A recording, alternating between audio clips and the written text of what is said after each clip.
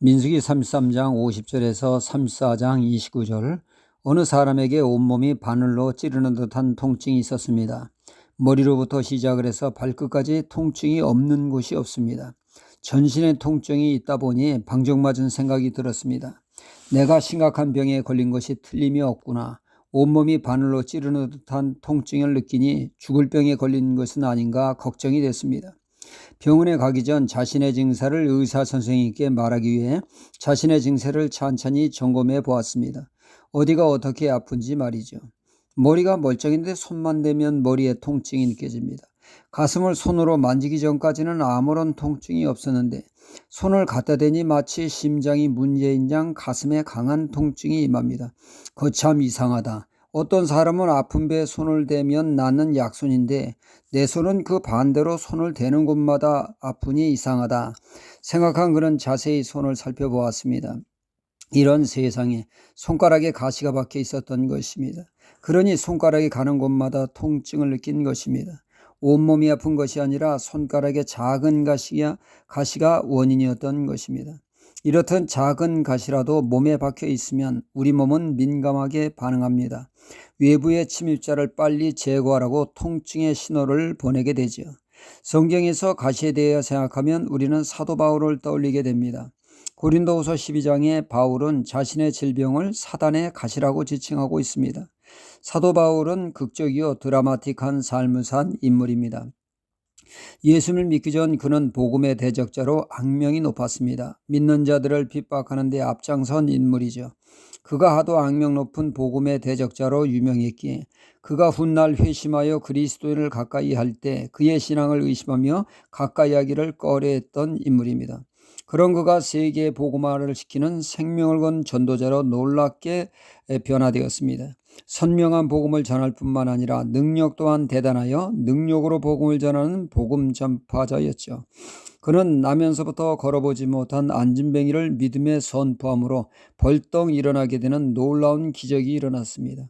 이를 보고 놀란 이방인 제사장들이 제물을 가지고 와 바울을 신으로 제물을 드리며 경배하려 했습니다. 이에 바울이 그들을 제지시키느라 진땀을 뺐습니다. 이런 역사가 있으니 바울의 마음에 자신도 모르게 교만해지기 쉬운 상태입니다. 그런 그에게 질병이 있었습니다. 성경은 그의 질병이 무엇인지 언급을 자세히 하고 있지 않습니다. 학자들의 추측으로는 안질이 아니겠는가, 어떤 이는 간질이 아니겠는가 추측을 합니다. 만약 간질이라면 문제가 되죠. 기껏 말씀으로 능력으로 은혜를 끼치고는 쓰러져 입에 거품을 물고 발작을 한다면 시험 들기 딱 참하지 않겠습니까?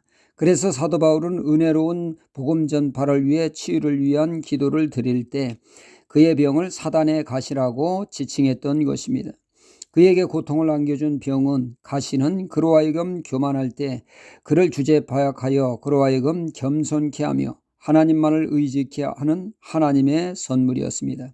끝까지 변질되지 않고 능력 잃지 않는 하나님의 사람이 되는 하나님의 선물이었던 것이죠.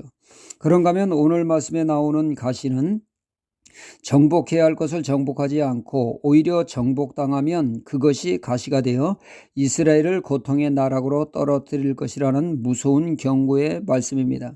하나님은 가나안 땅을 코앞에 두고 말씀하십니다. 너희에게 준 땅에 살고 있는 원주민들을 완전히 몰아내라 하십니다. 깨끗이 제거하라고 하십니다.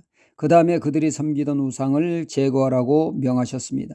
만약 이를 어기고 그들과 우상을 남겨두면 그것이 너희들의 눈에 옆구리에 가시가 되어 너희들에게 고통을 안겨줄 거라고 말씀하셨습니다. 가난 원짐을 제거하라 하심은 죄로 물든 죄를 제거하라는 것이요 우상을 제거함으로 오직 하나님만을 경외하는 거룩한 땅이 되게 하시기 위함입니다. 하지만 이런 이유 저런 이유로 제거하지 않으면 이스라엘을 고통으로 몰아넣는 무서운 가시가 될 것이라는 말씀입니다. 이런 경고의 말씀에도 불구하고 이스라엘은 그들을 살려두고 그리고 그들의 우상을 섬김으로 그것이 가시가 되어 북이스라엘은 왓스르에 완전히 멸망해 역사적으로 사라지고 남유다는 바빌론에 끌려가 포로 생활 70년의 삶을 통하여 이루 말할 수 없는 고통과 아픔을 겪게 되었습니다.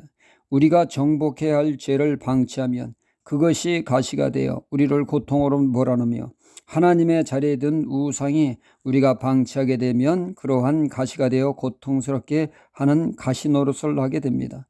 고로 우리의 죄의 가시, 우상의 가시를 제거하는 삶을 통하여 은혜 가운데 가는 하나님의 사람이 되어야겠습니다. 할렐루야.